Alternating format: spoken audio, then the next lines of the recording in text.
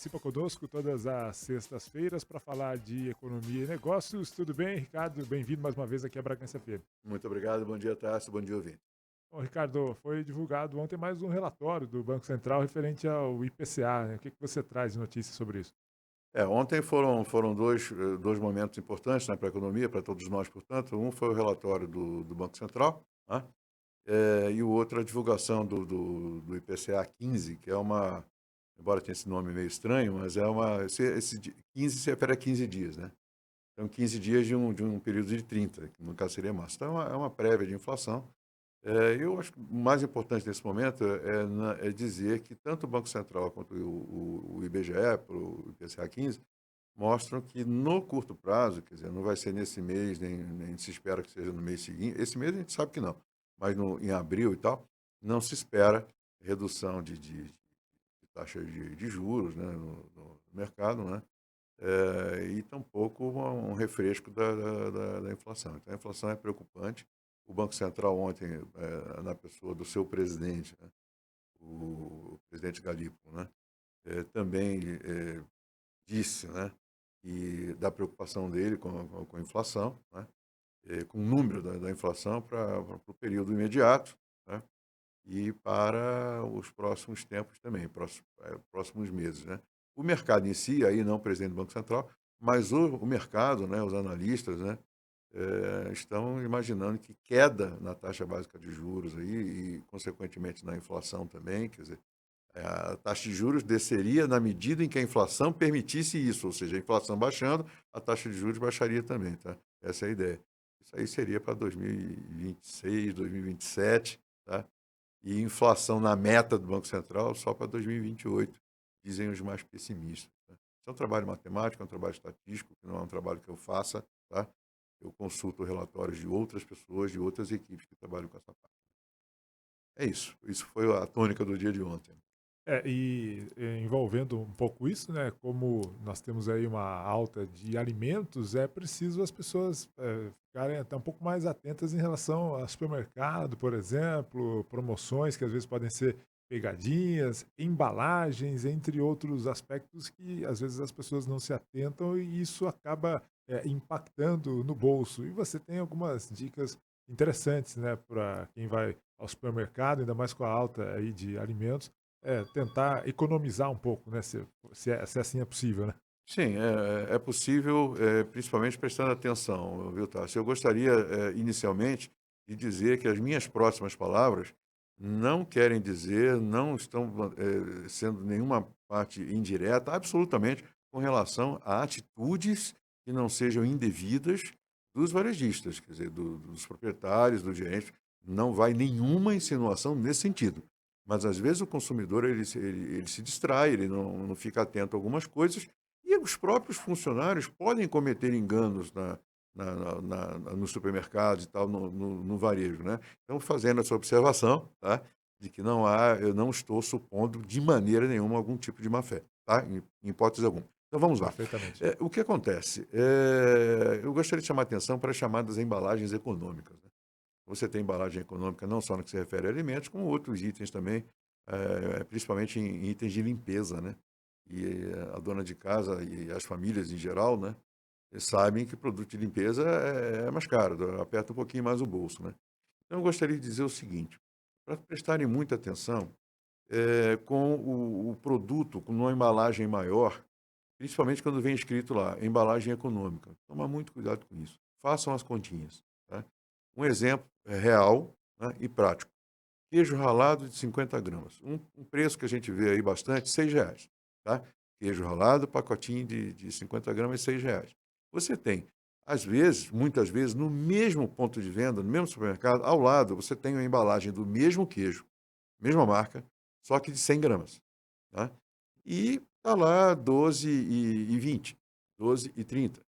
Né. Então veja, fazendo uma continha aqui rápido para conversar com o ouvinte, né, se você tem 50 gramas a R$ 6, você vai pensar: "Bom, então 100 gramas, o dobro, o preço para mim seria doze reais, que aí dá no mesmo, né".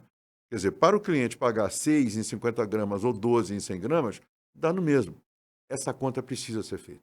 Muitas vezes eu já tive não, né, eu decidi intervir arriscando, inclusive, não ser bem recebido, mas graças a Deus não aconteceu. Eu interferi na compra de uma pessoa, né, pedi licença, falei, olha, o senhor observou isso aqui? E a pessoa não tinha observado.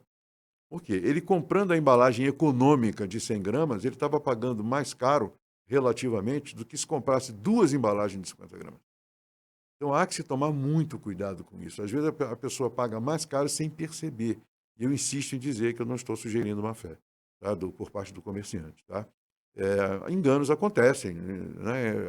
A obrigação nossa também, né, conosco mesmo, né, de verificar isso. Tá? Então, muito cuidado com essas embalagens, com os combos também. Preço do sabonete, R$ 2, por exemplo. Uma unidade de sabonete, R$ 2. Aí você vê lá, tem um combo com 3 sabonetes.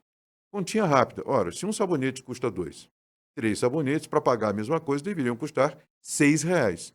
Se eu tenho 3 sabonetes a R$ 5,90, já tem uma vantagem para mim. Então, já Sim. justifica, desde que eu tenha o dinheiro. Se não tiver, não adianta fazer conta, né? Eu vou ter que comprar um mesmo, né? Mas se a pessoa tiver, em vez de pagar 6, pagar 5,80, 5,90, vale a pena. O que não pode é a pessoa ter um sabonete por R$ 2 e 3 sabonetes por R$ 6,10. Isso não faz sentido algum para o consumidor. Toma muito cuidado com isso. E a outra é a questão do vencimento, tá? Para a data de vencimento. Então, às vezes, você tem lá um biscoito, isso também é exemplo real, um determinado pacotinho de biscoito ou bolachas, se preferirem, né? Está lá um pacotinho, R$ 4, preço normal. Essa mesma marca, o mesmo tipo de biscoito, está sendo ofertado naquele momento por R$ 1,50. Ora, preço normal, R$ 4. R$ 1,50 custa, está barato demais. Olhem o vencimento. Tá? Normalmente, os comerciantes fazem, os varejistas fazem isso para não correrem o risco de ter que fazer troca, etc, etc, está próximo do vencimento. Né? E, normalmente, também está lá, produtos próximos ao vencimento. Né? Eu não me lembro de ter visto alguma oferta dessa natureza que não estivesse sendo avisado ao consumidor. Com toda honestidade, eu não me lembro. Todas as vezes tem um aviso lá, produto próximo do vencimento, pelo menos que eu tenha testemunhado. Sempre está lá, olhem o vencimento. Se o vencimento ocorre no dia seguinte ou 2 dias depois, não adianta você comprar 10, 15, já exagerando aqui no exemplo, né? 5, 10 biscoitos. Se você não tem consumo para aquilo ali, não compre, compre um, compre 2. Esse tipo de atenção, pensando em todos os itens da casa, eu dei apenas 2 exemplos aqui Sim, modestos. Pensando em todos os itens, pode poupar um dinheirinho para a família naquele mês. é verdade, né? Item a item, se a pessoa estiver atenta, for observando, no final das contas, em cada compra, em cada mês, a pessoa consegue ter uma economia. Então, você que é consumidor e ao mesmo tempo está nos ouvindo aqui, né, no seu trabalho, na sua casa, você pode também tirar mais dúvidas, né, mandando mensagem não só pelo nosso Instagram aqui, Braganca FM, direcionado aí ao Ricardo Sintra, mas também na sua própria página no Instagram, sempre com dicas também de economia, né, Ricardo? Exatamente. A Economia e Negócios está à disposição do ouvinte no Instagram. O endereço é número Economia e Negócios, tudo junto, e 2, número 2. Então começa com 1, termina com 2. Economia e Negócios, 2. Eu estou também à disposição para tirar alguma dúvida nesse sentido. Às vezes uma continha, uma sugestão, um exemplo. O que eu puder ser útil será um prazer. Perfeitamente. Fica à vontade para acrescentar suas informações finais. Pois não. Então, essa questão de economia doméstica é bastante importante, tá? E outra coisa também, uma dica, já que falamos de supermercado, né? Aí vem a questão de comportamento humano. Evitar tanto quanto possível, né?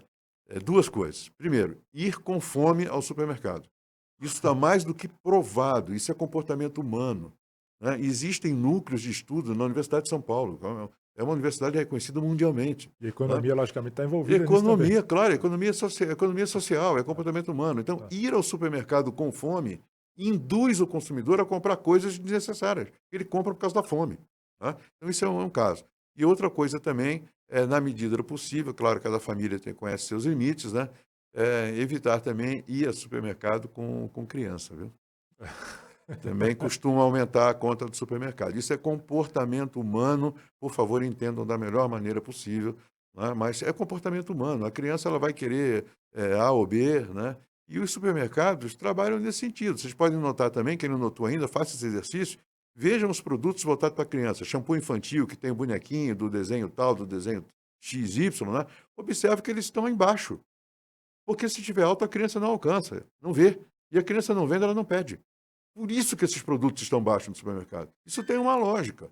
Tá? Então, são detalhes importantes. Se você está a fim de economizar um pouco, siga essas dicas. Obrigado, Ricardo. Semana que vem te esperamos aqui no programa Primeira Mão com mais dicas para a economia do dia a dia. Será um grande prazer. Até sexta.